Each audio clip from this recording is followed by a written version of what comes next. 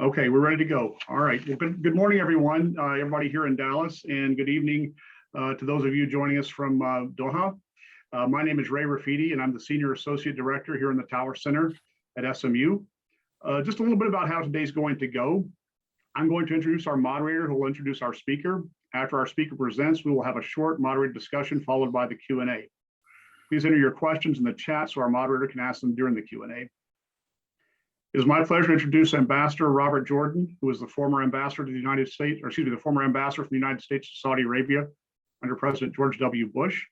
He is also the diplomat in residence and adjunct professor of political science in the John Tower Center for Public Policy and International Affairs here at SMU. Ambassador Jordan, I will now turn it over to you. Great, thank you, Ray. It's a pleasure to be here and with all of you here today, and especially to welcome Dr. Sharifa Al-Ahmadi. She has more than 20 years experience in the fields of clinical psychology, science, and sociology. She concluded her doctorate in the field of family therapy from Manchester Metropolitan University in Britain. And she won the Scientific Excellence Award for the PhD class of 2009. She has also worked as a counselor on family relations and behavioral issues. And she has held administrative positions in the field of research and treatment. Currently, Dr. Sharifa is the executive director of the Doha International Family Institute, a member of the Qatar Foundation, and we're very grateful to have the Doha International Family Institute participating in this program. Dr. Sharifa will start with some remarks. I may have a few questions, and then we'll turn it over to the audience.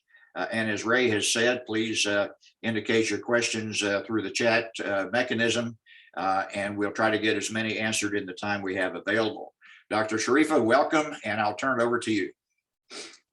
Thank you very much, Dr. Robert, and it's my pleasure to be with all of you, and especially with the students, really, because even I work in this field, but always I like to be with the student, with the young people, to understand more from them. So I'm a psychologist. I'm the executive director of Doha International Family Institute, but I also teach at Qatar University one class, because I really want to understand what's this generation think, to like advocate more for policies that support them. So it's good to hear from you, and I'm willing even to like after my remark, I want to hear from you and your question.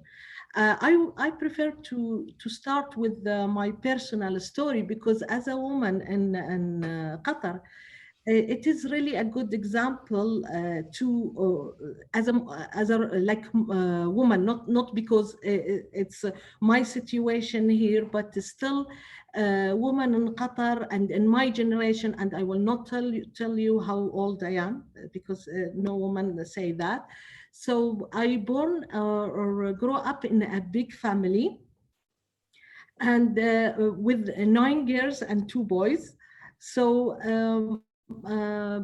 in that time, the status of woman that she has more girls than boys, or they started to have girls, not boys, it wasn't that much like accepted. So always my mother used to face some like discrimination, can I say.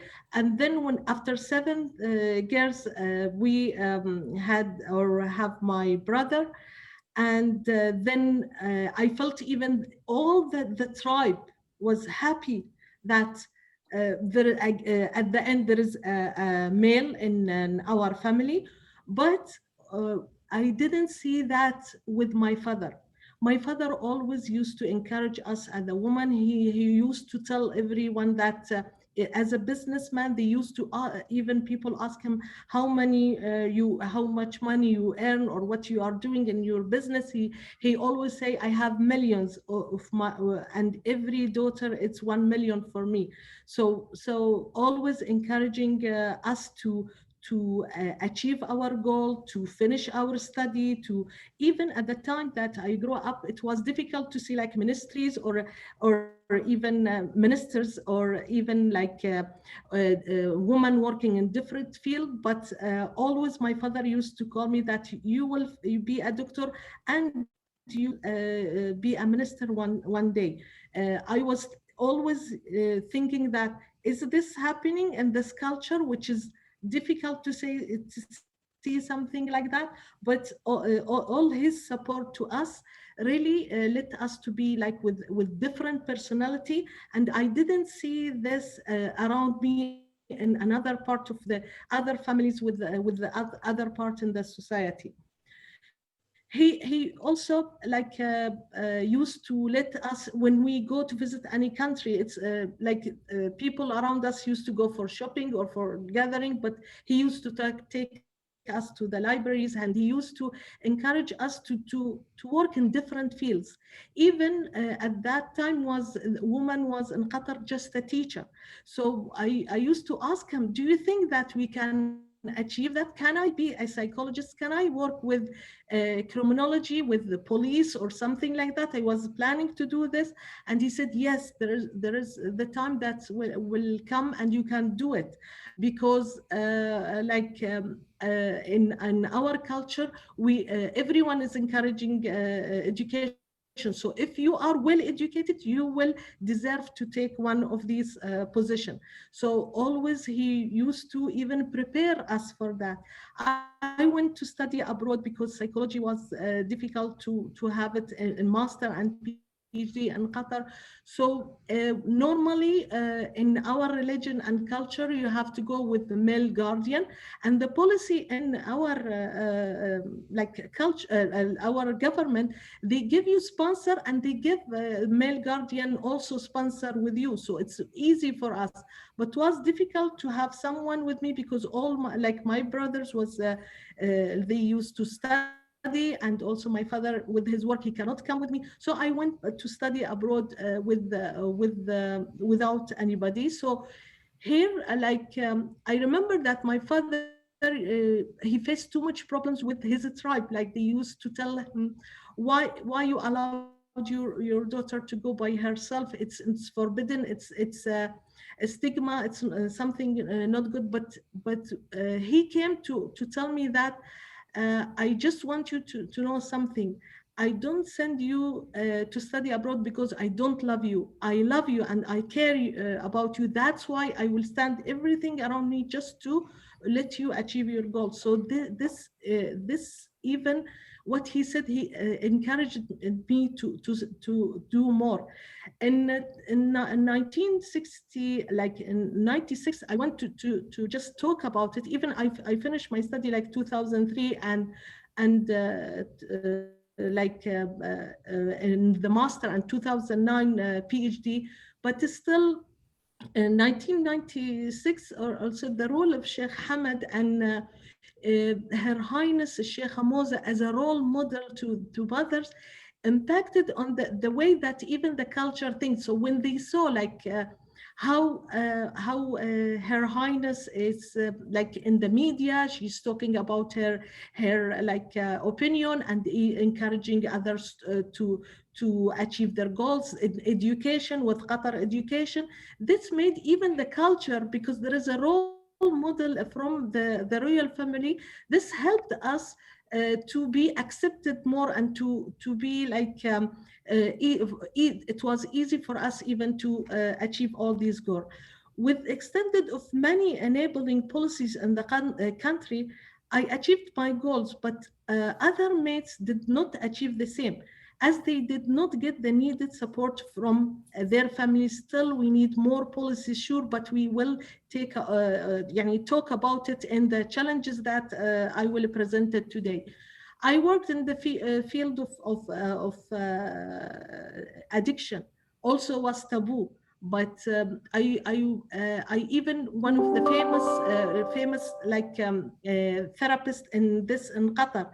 So this even didn't stop me, because I like this work. I like to help. It didn't stop me to even work in this field. And now there is many girls and women working in this field, and supporting in addiction and different field. And I will talk about it.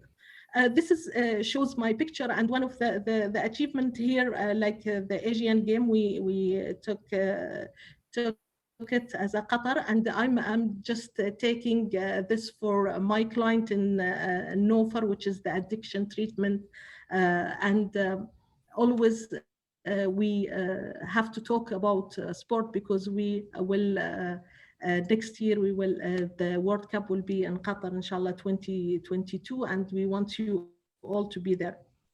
So I will talk about my presentation now. So let me ask Robert first, because I like this like conversation while we are talking.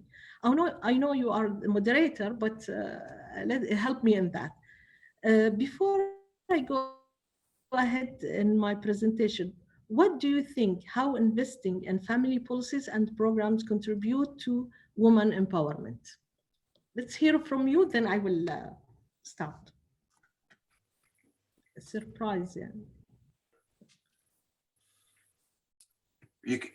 I'm not sure we have the capacity to have the audience respond verbally, but if you've got... I want to respond from you. Why does it not contradict with feminism? Well, certainly empowering everyone in the family unit includes empowering the women in that family unit and allowing them to maximize their potential. So the mere fact that women are part of the family unit, that the family unit protects everyone in that unit, doesn't suggest necessarily that that feminism is inconsistent with that. I think a lot of it depends on the implementation of familism. Those who are dedicated to it could certainly choose to refuse to empower women and feminism, but it isn't inherent in the notion of protecting the family. That's my sense of it. Yeah, thank you very much. Exactly, you highlighted an important point, which is all my presentation about it. So before presenting the fact in my presentation, I'm referring to the SDGs as the framework of the global development agenda. SDG 5 in gender equality and woman empowerment placed target number 5.4 on recognize the and value unpaid care and domestic work and the permission of shared responsibility within the family. So the global development agenda recognized how strengthening families is essential to achieve women empowerment. In Doha International Family Institute, we do work with an impact-oriented model as we produce evidence, transform the research into policy outputs, and advocate for the change with our stakeholders. I will give one recent example related to the gender file. We have ongoing research on domestic violence, which we will develop into a proposed domestic violence law and a domestic violence measurement tool as well. So from research, we influence the policy and the practice development. So why feminism does not contradict with feminism? As you see in the diagram, yes, I will give some brief example from the global evidence on how families contribute to women empowerment in many demographic, economic, and health indicators. Let's see the first demographic indicator we have. Do you know that in a study examined the relationship between the age and marital status, the findings conclude that married men and women had a longer total life expectancy and active life expectancy than unmarried men and women. For example, at 65 years, total life expectancy for married women was 21.1 years longer than unmarried women, and active life expectancy for married women was 13 years longer than unmarried women. Let's take another example from economic factors. By combining divorce indicators and trends in the USA, Elderly divorced women are 5 times likely to be poor than elderly married women. This was the finding by recent research in 2021, Understanding Poverty Among Elderly Divorced Women by University of Michigan. In court study examined the impact of marriage and mental health. The results indicate that young adults who get and stay married have higher levels of well-being than those who remain single.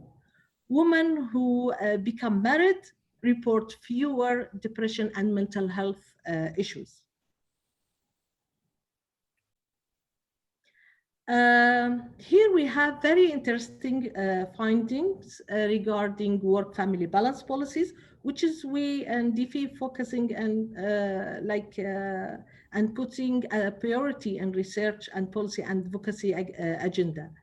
In a study on the employment dynamics of married women in Europe, which includes the data from a period of 8 years in 6 countries, a researcher found out that the employment rate of married women with children increased rapidly compared to employment of other groups when parental leave policies are placed effectively in countries like Germany.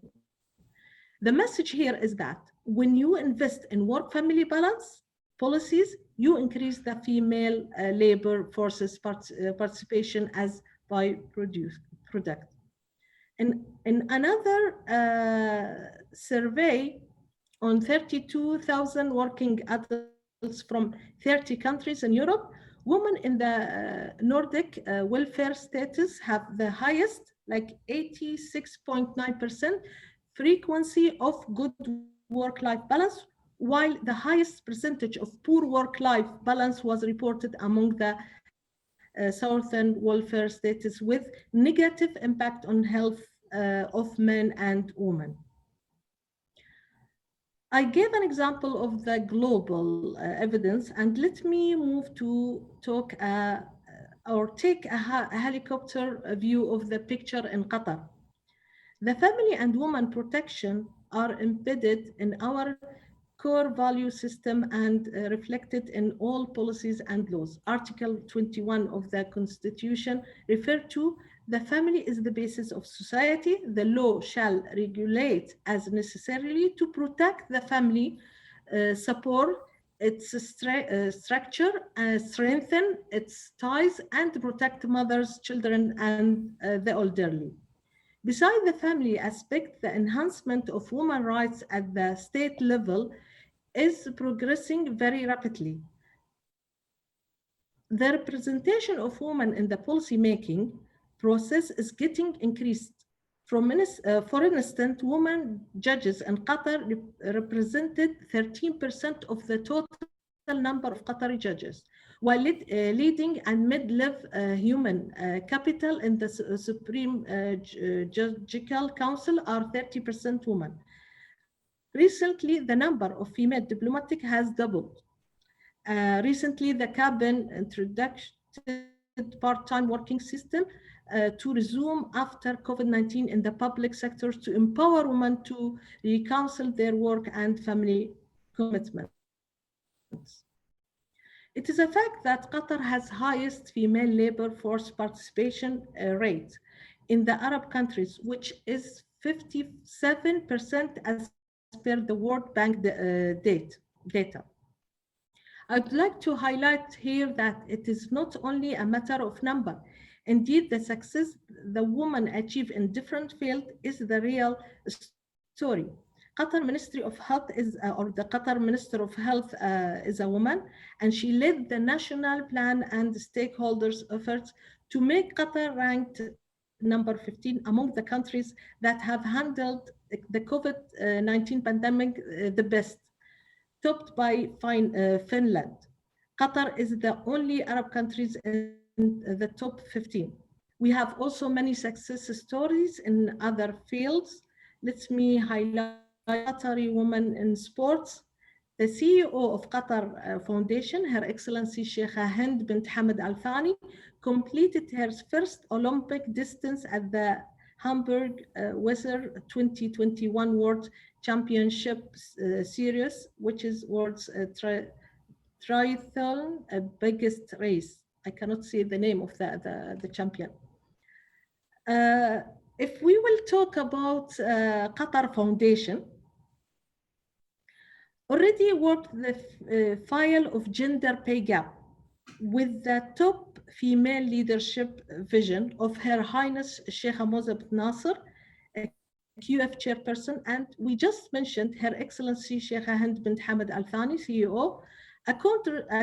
Accordingly, many policies have been introduced at the QF level, such as a set of family-friendly work policy, including international standards, maternity leave of 98 days, introduction of 5 days parental or paternity leave, and flexible working arrangement. Also, in housing allowance, for instance, is now extended to female employees equally to male. Gender balance is secured in all panel discussion and event all over QF. In fact, Qatar Foundation leadership continues to promote gender equality and the empowerment of its employees and its students. Therefore, across the 9 universities in education city, 63% of students are female, including half of the engineering student and 60% of medical student. Almost 40% of Qatar Foundation researchers are female, and women occupy 40% of the foundation leadership positions. If we will go to the challenges, I give you a brief side of the story. However, as any society, we are still facing many challenges that hinders woman empowerment. I see that among the top 3 challenges are: first, the dichotomy between educational attainment and female labor forces participation. In Qatar, the percentage of female enrollment in university education is 68% compared to 31.2% for males. Yet the percentage of Qatari women in the labor market is low and not aligned with the high percentage of their educational achievement. Noting that the percentage of Qatari women enrolled in the labor market reached 36% compared to 67% of men. The second one is the culture aspect. As I said, even in my personal story, although there is a recent development at the policy level, yet there are cultural elements that hinder the progress of women empowerment in Qatar. Like, for example, Shura Council elections, a clear example for us. The results were just announced last week. We had 28 women among 284 potential candidates in the race for 30 seats. The 30 candidates elected were all males, with no single woman elected. And I heard that most of the women elected male. The third challenge is related to the need for better work-family balance policies. In a recent research by Doha International Family Institute on work-family balance experience among Qatari females, nearly 2/3, 65.1% of women reported regularly feeling down, depression, or even hopeless because of the lack of such policies. Also, the research recommended and reported the need for extended maternity leave, reducing working hours, and better children arrangement. The key messages for today, it's empowering women starts in the family. As I said, with my personal story, if there is policy, if I didn't support my children and give them a chance to do what they want and what they like, I think male or female, the policies will not help, because we relate all to the family and family matters for us. better work, family balance, prevention, enable women to reconcile their work and family responsibility and contribute to broader women empowerment, and investment in family policies will return and overall women well-being, as you said, Revo. Thank you for giving me the chance to talk. I hope I didn't take a long time in my presentation.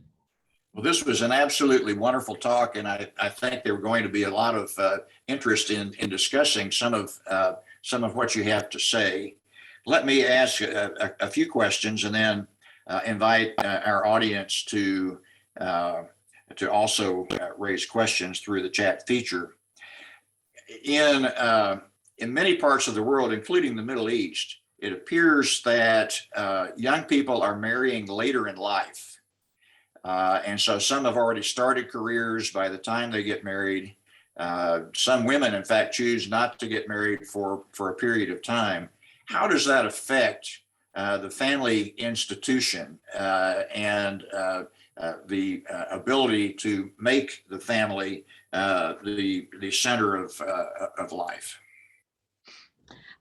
It's a very good question, and we have like a study here in Doha International Family Institute relate to fertility, and because of the population here in Qatar is not growing, so we have a problem with that, and we realize that most of the problem is that they want to finish their study, they want to achieve their goals, like male and female.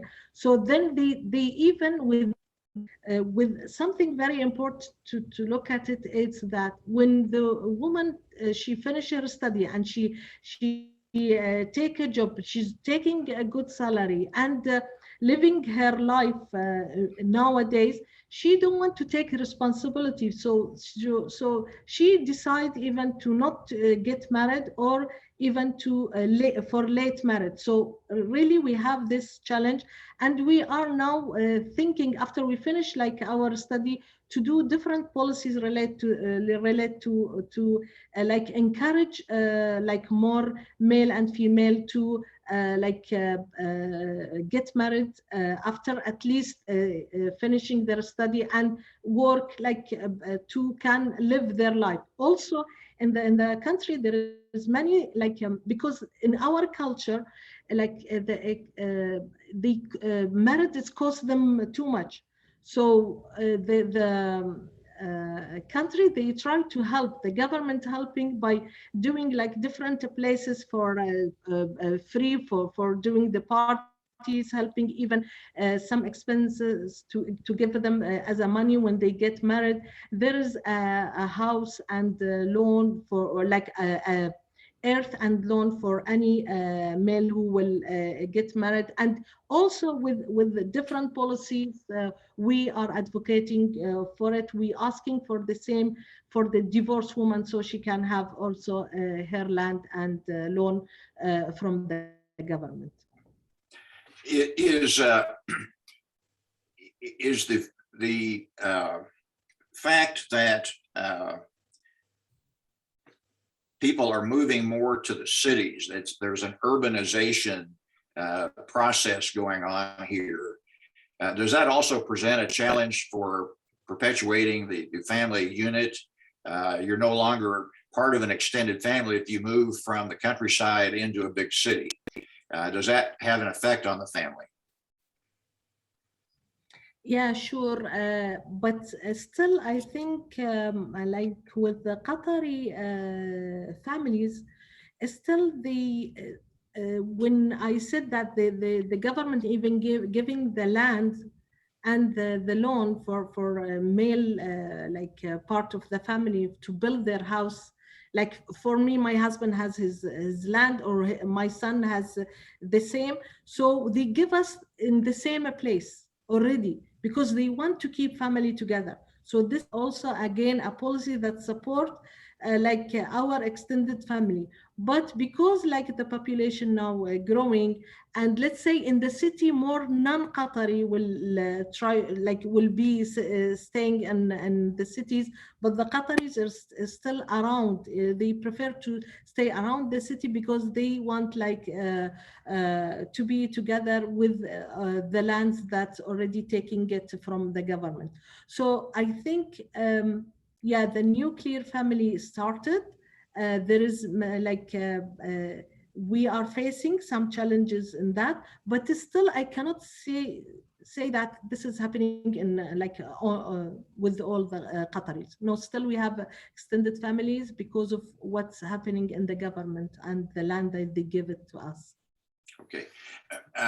What can you tell us about the concept of arranged marriages in Qatar and perhaps in a broader context as well? Does that tradition affect the willingness of young people to get married? Is it still accepted or is it changing?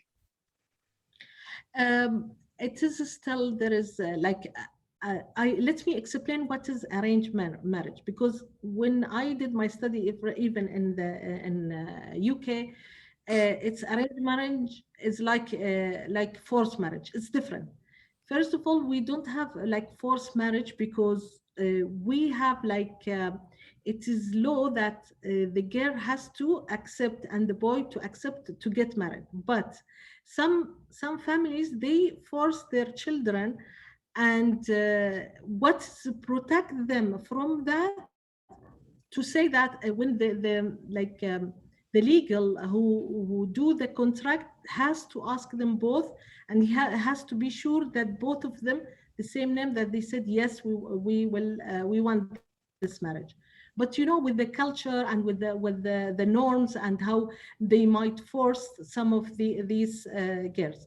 I worked in women and children protection as a executive director there. I saw many kind of violence, but I didn't see somebody cases coming to complain about that. So still, maybe this is not a big issues. But with the arranged marriage, it is, yeah, I didn't do research in that.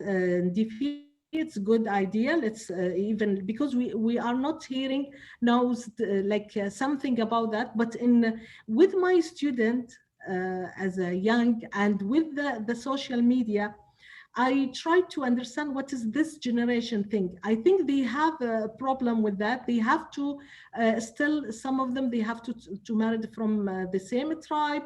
They have to marry a Qatari woman, and this is another issue. Qatari woman, when she will marry non-Qatari, she will not have different policies that support her. So still we have these issues that in the culture, not allowing some male or female to marry someone they like. But we have many cases already. They already married, and we have these families, like my family. My father, he give us a choice to choose who to marry, and no force in that, or no something, nothing. It's arranged.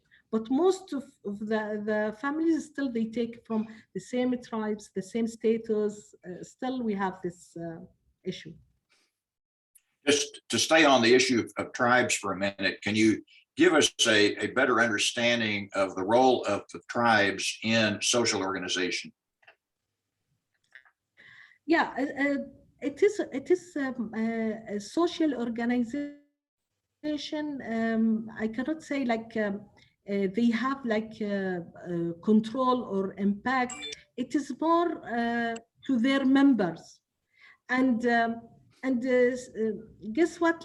Most of the members, they accept what is the tribe says, or what is the tribe wants. Once a member, as a psychologist, a member will complain about something forced to do because he is from this tribe. He will say his problem, his own problem. But when we will talk about the issues around like why tribe is controlling this, why we have this culture, they will all like support what their tribe will say and what will like will be in their culture and how they grow up with in their culture. So let's say if a male, I will give example, if a male like wants to get married to someone like non-Qatari and his tribe is not accepting that, he will fight to do this and he will do it. But when you will discuss this problem, he will talk, will where I think because you were in even in Saudi Arabia, you know what is a majlis, and their Oh, yeah. majlis where they're sitting together, they will fight or judge. Anybody will say something like that and say, no, we have two married from the same family and same tribe, and we have to follow, let's say, the culture. And this still we have like still the culture is very strong, still the opinion, our opinion based on what's in the culture.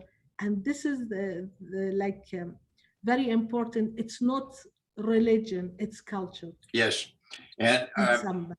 on that very point about the Majlis, we have a question from our good mutual friend, Susan Karmanian. She says that in the recent Shura Council elections, it appeared that the Majlis, open to men, was a natural gathering place for male candidates. The tradition of the Majlis and the ties among men in large families overwhelmingly favored men in the results. In light of this, what should the men of the families do to support women candidates in the future? Yeah, this really it's just last week experience, which is like as I said, the 28 women, but with putting these election in places which is there is a tribe. At the end, I think male they will support to have a male taking the seat in Shura Council instead of women. The many were talking about why even women, she already like support men in this, because the percentage of women who went to elect already was high. So that's mean even women support male. What we need, I think, experience of a Majlis al-Baladi, which is another election, was a long time ago.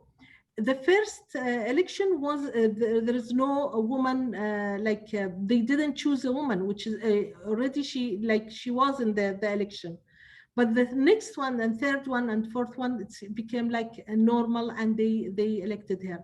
We were like, as a woman, we were ready to hear that no woman will be in this election until, but the government will already choose 15, and I'm sure they will put women like a quota in this.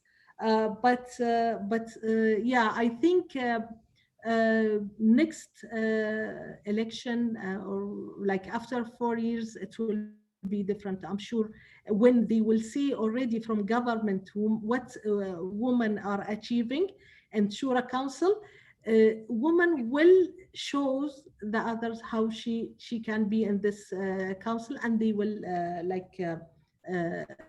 will be in the next election, inshallah. Okay.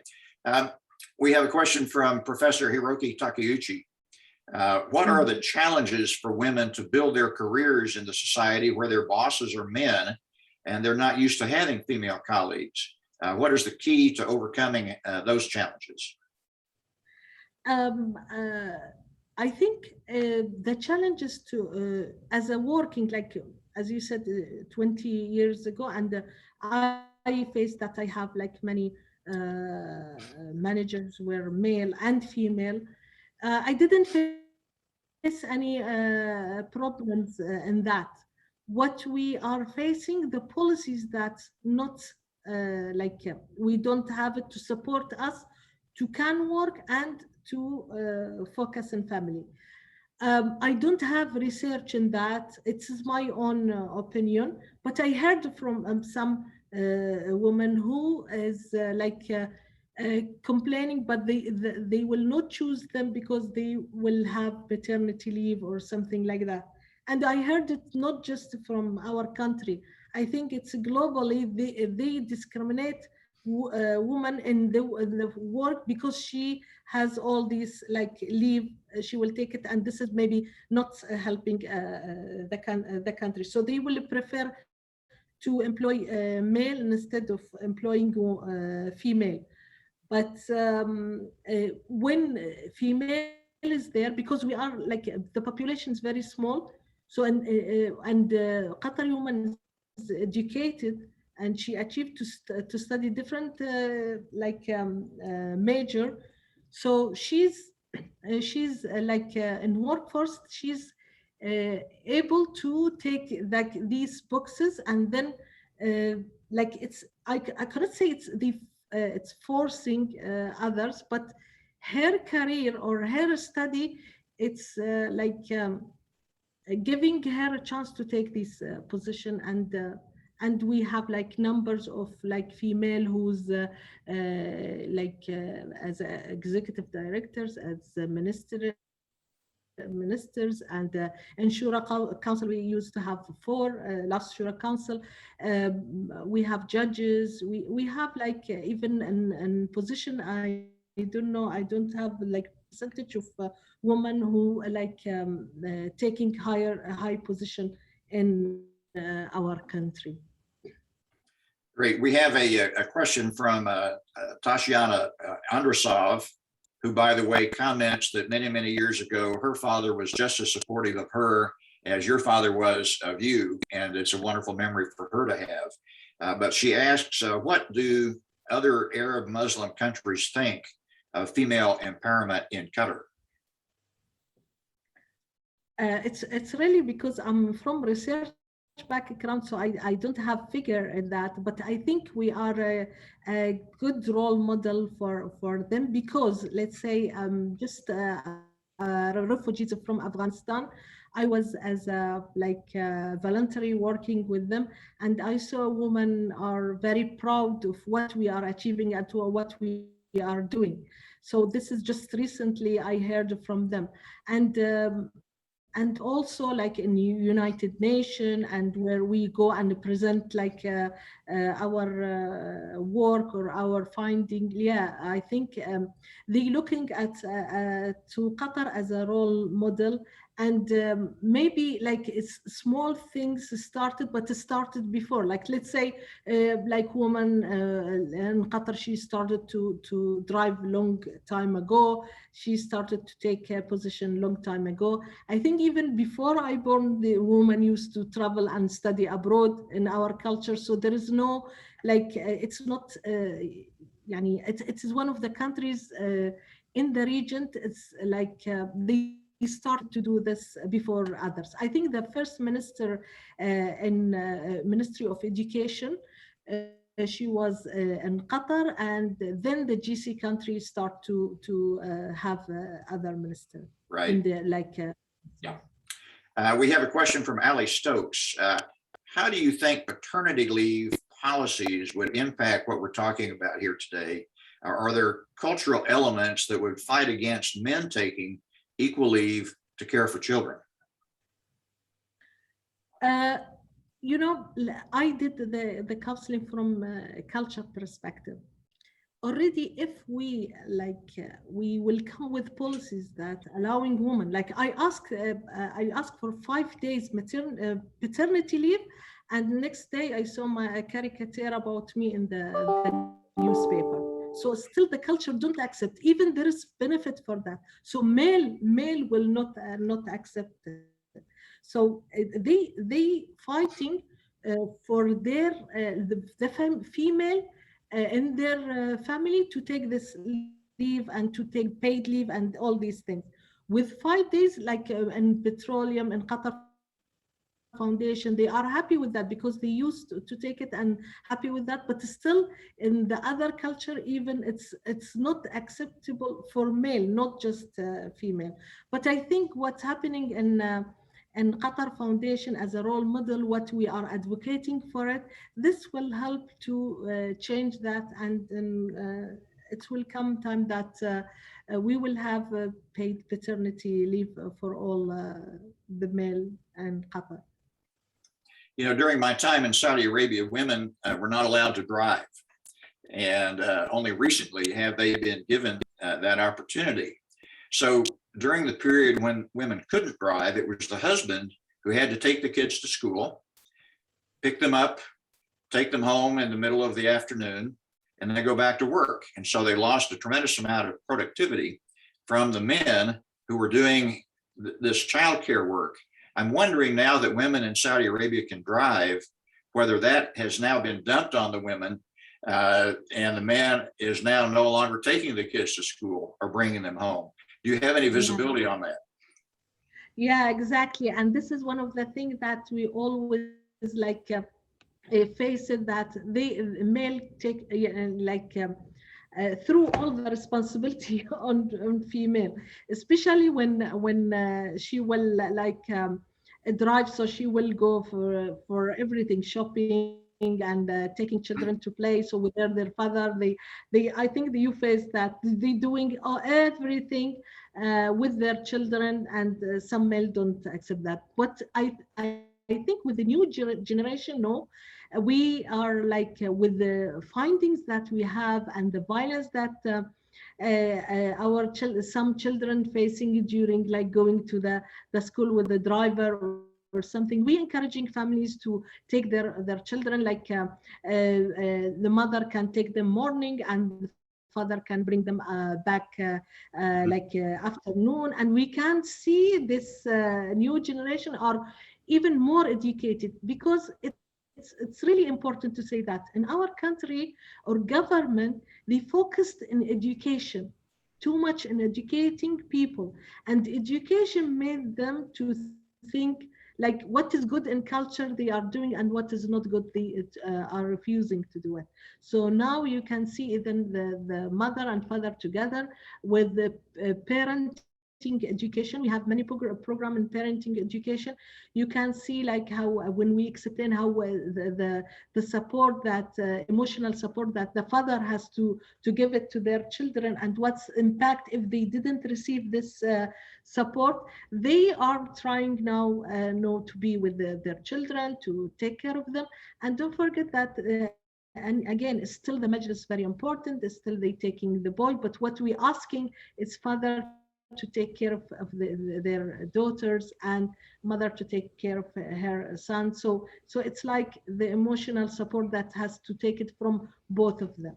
So I can see the situation is different. As I said, in pandemic, our result was different even than all the world, because the family likes to be they feel safe. Member of family, they feel safe when they are within their family. In the crisis in Kuwait, when the war happened in Kuwait, and even the blockade that happened to us, and the pandemic, this made the family become more stronger. So it's reduced in our research the violence 10%, argument 10%, and physical violence 9%. So this is even one of the research that we are presenting the finding that why we are different, because really the cultures matter. It's different when you will see cultures that take families are together, and the culture are the more individual and live far from each other, not extended family. We have another question from Professor Hiroki. Many developed countries have an issue of an aging society induced by a small number of children and a small number of the younger generation. Sooner or later, wouldn't the Middle Eastern countries also have a similar issue? And what would be the measures to deal with it? Is there anything unique about the Middle East in this regard? As I said, that we have a study in fertility, and we will already the finding it's went to the government, and we will come with different policy to increase our population, because our population is like very small. So also we have as well a study on elderly care. Almost of the caregivers are females again, and they suffer depression and lack of work family balance because policies that didn't support them. So we are asking also for policies to support this. But if we were returned to the population, yes, we started to be like less in children or younger age, and like majority it's 40 to 60, and the older also so we need to increase our population. So we are like wants to do different policy. One of them that to help, and this is will help even working mother when we will ask for pay for the children, any born baby to pay for them a salary for that. So one of the policy we are thinking to have it, or we advocating for it. I'd like to ask you briefly about the role of religion in all of this. In Western society, in the Christian religion, of course, there are passages in the Bible that talk about the wife should submit to the husband. And there's a lot of debate about what that really means.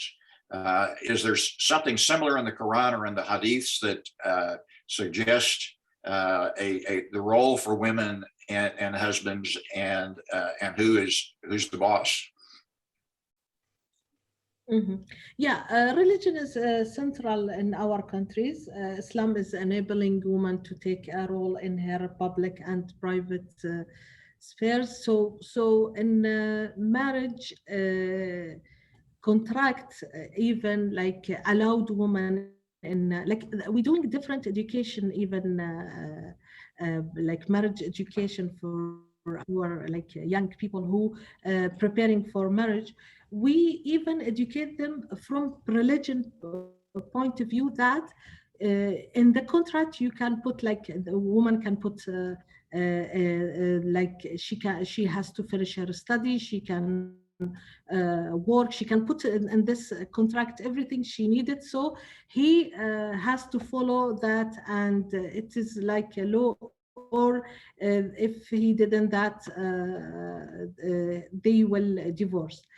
And the problem, as you know, Robert, when you will put religion with culture, in religion, like what you said, even that when I will drive and I will have to take my children to the school and go and do everything I have to do. In religion, it's not.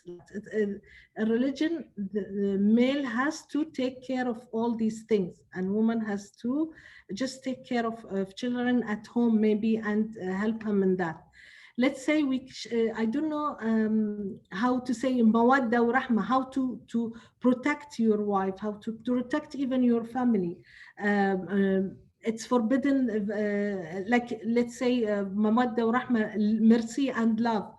I think it's even in a Christian, but when you will see this in religion, it is not in the culture. But what we are doing here in our like work, we try to take the everything supporting family from religion and educate for it. So we support like to reduce the violence, to reduce the problems in the family, to reduce even divorce, to increase the fertility. So everything in religion like can support what we advocating for. We take it because they will take it more than anything else. And in my study and PhD, I did like counseling from Islamic perspective, CBT, and how to like treat with the CBT technical, but from Islamic perspective. So it's the time is like there is no time exactly to show you the technique. But even someone else, also as another student, he did it CBT from Christian perspective. So when you even treat, but this you use the same technique, but with the religion, It's work in our culture more. That's why it is very important, and we're using as a therapist even like narrative psychology, stories from Quran, and how the positive thinking, all these things. So all that impact in strengthening family. One very quick last question. We're about out of time, but how does familyism interact with feminism in the case of a divorce where there are children and who gets custody? There is like in religion, it's like we can see like in our religion already there is like a role for custody, so a law for custody. So when father like both the couple will divorce, the children will be with woman. The custody has to be with the woman. But if the children like older one, they choose to be with their father, then they can do.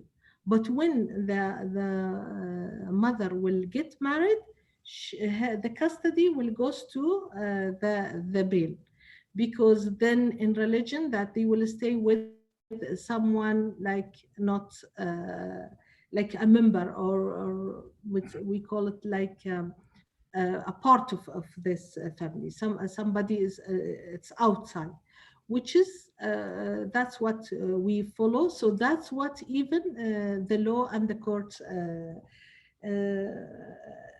do. But at the end, the court will like we have a family consulting center, which they study also the situation. So it's for the best of the children also. They can write a report for the court, so they accept to take the children for their mother. It's if it's for best of the children, or for the father, not following that. So best interest of the child. So they focus in the child more than the father and mother. Got it.